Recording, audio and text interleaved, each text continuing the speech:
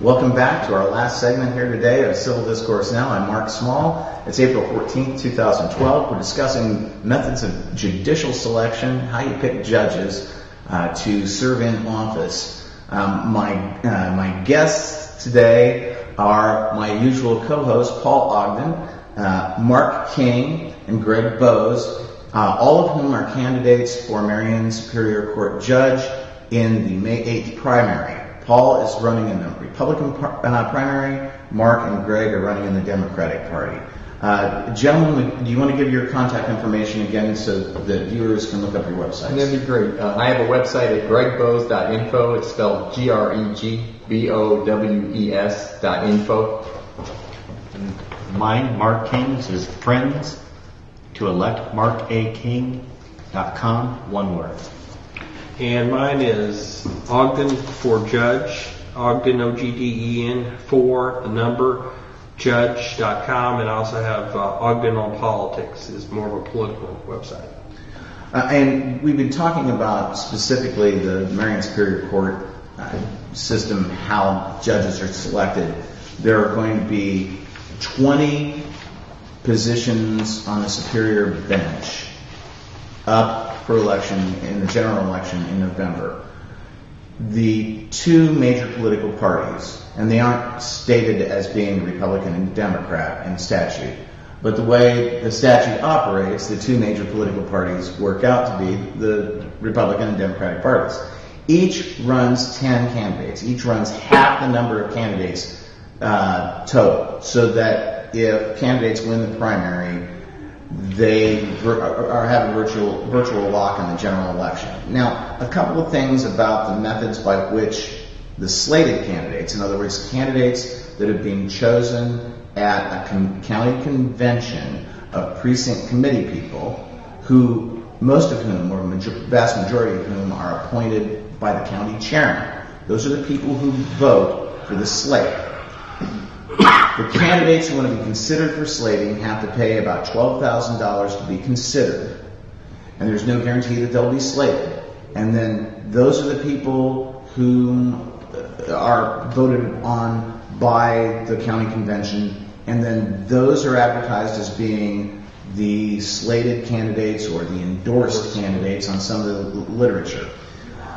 Now, a couple of things about this. One is, judicial candidates aren't supposed to pay fees towards political parties. And the political parties have tried to say this isn't a fee, but nobody gets slated without paying a fee. Well, there was an opinion that came down in 1992 by the Judicial Qualifications Commission. It's an advisory opinion that looked at the practice, and they said that you're not allowed to pay an assessment under the rules. And the question was, to a political party. The question was, is a slating fee an assessment? The opinion said yes, slating fees are an assessment. Slating fees are a violation of the rules. It's a violation of the rules to pay a slating fee to be an endorsed candidate. So the parties came back at that point in 1992 and have since said, oh, this is just voluntary. You don't have to pay the slating fee to be endorsed by the party. But I'm not aware of anyone since that opinion who has been endorsed in a slating convention who did not pay the fee. And Justice Boehm, who retired a couple of years ago,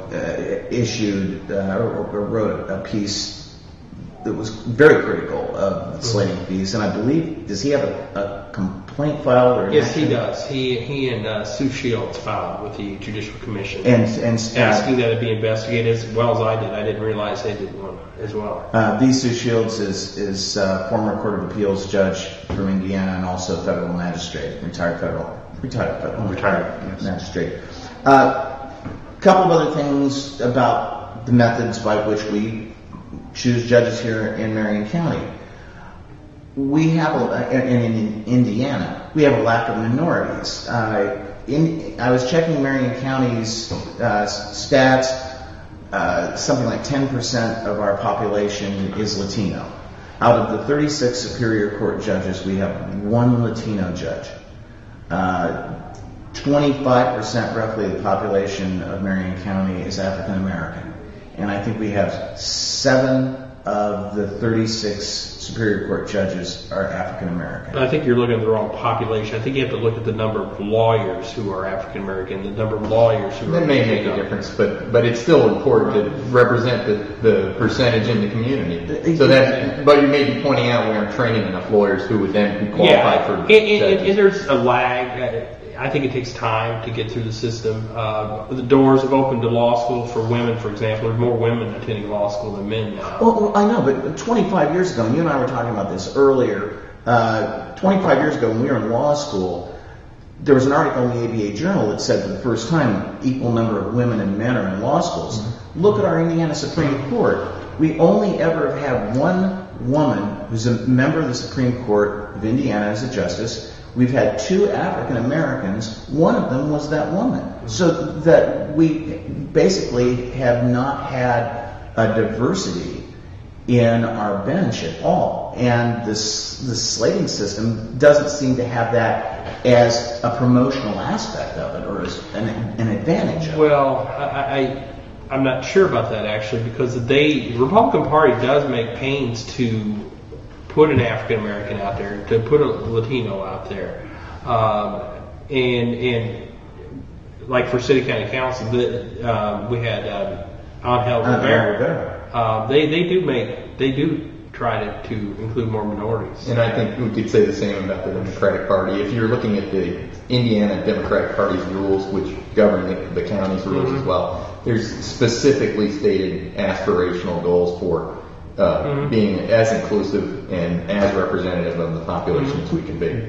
But when the party chairmen are deciding who should be the judges, that does limit it. Right. Who's going to go up in front of a qualified black or Hispanic is not going to go up to any of the party chairmen and say, pick me because I'm the best qualified. They have to go through many hoops in order to get even possibly slated. And so the slating system prevents them from going to the general population and saying, look at me, I'm qualified, elect me. Can I add one thing to that? This year was an interesting comparison between the two parties at the slating convention. The Democratic Party has a system that's not in any rules. They just kind of decided at that moment, and they had used it before. This is how we're going to elect our judges at the slating. This is how we're going to vote on our endorsements. And they said, we're going to split, even though on the primary ballot and on the general election ballot in November, you have a group of judges that are candidates, and you can vote for any of them or as few as you want. In the Democratic slating convention, they said, we are going to make you vote one at a time. They split the 10 spots into 10 separate elections, and then they pre-filled the first slots with the incumbents. So there's built-in protection of the incumbents. Correct. And then there's this sort of rumor mill or peer pressure not to challenge the incumbents, and it happened in 2008 and again this year in 2012, and nobody did challenge an incumbent. So I think that part has an interesting effect on whether we're going to be diverse. But contrast that to the Republican Party. They had an incumbent they didn't want. So they said, today we're going to vote, and when you turn in your ballot, there better be 10 votes on it. Yeah. And if you don't have all 10 votes filled in, we will not accept the ballot. Right. When you look at the idea of like everybody has a chance, there's this aura of, okay, we've got an open system.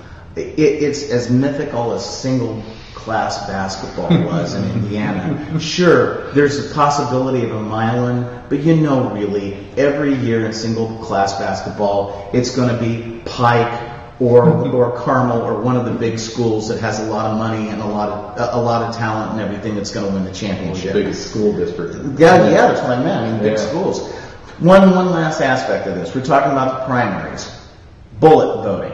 Bullet voting would be where an individual goes in to vote in the primary, and there are 10 candidates, for example, in the judicial race. Instead of voting for all 10, that person would only vote for 1 or 2. What effect does that have?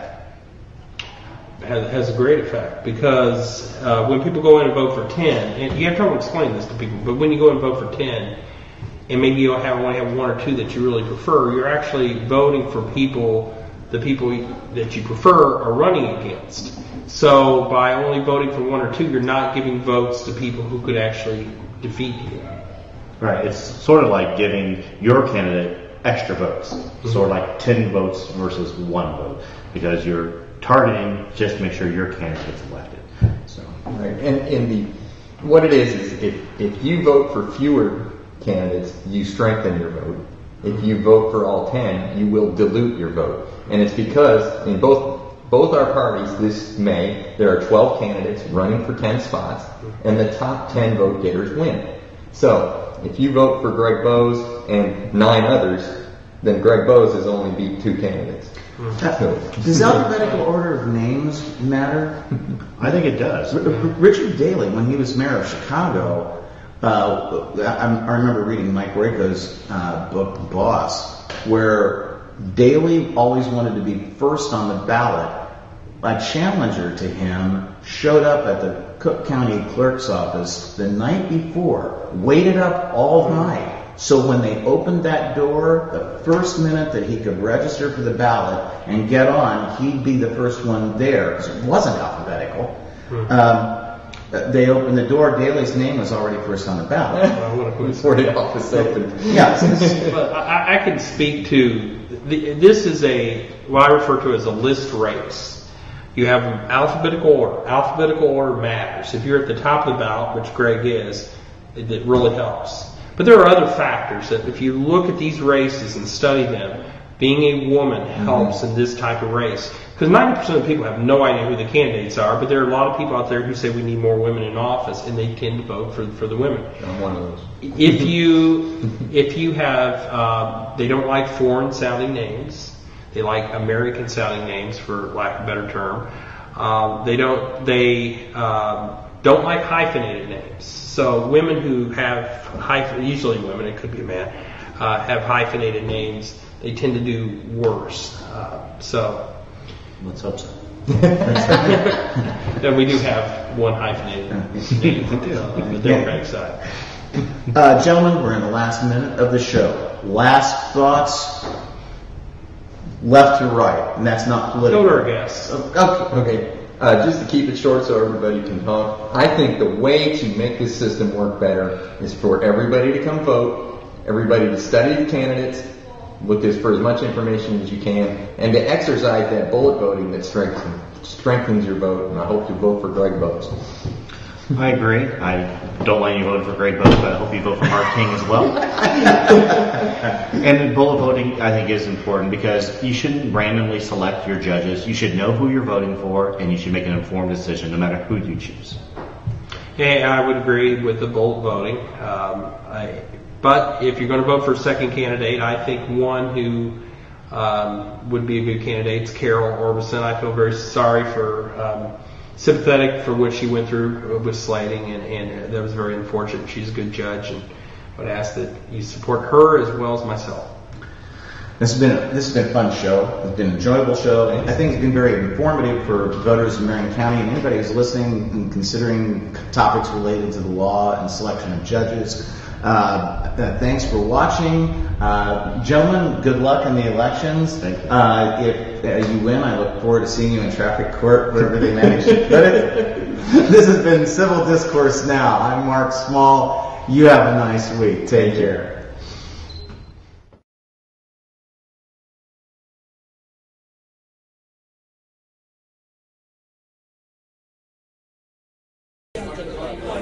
Saya bilang gitu,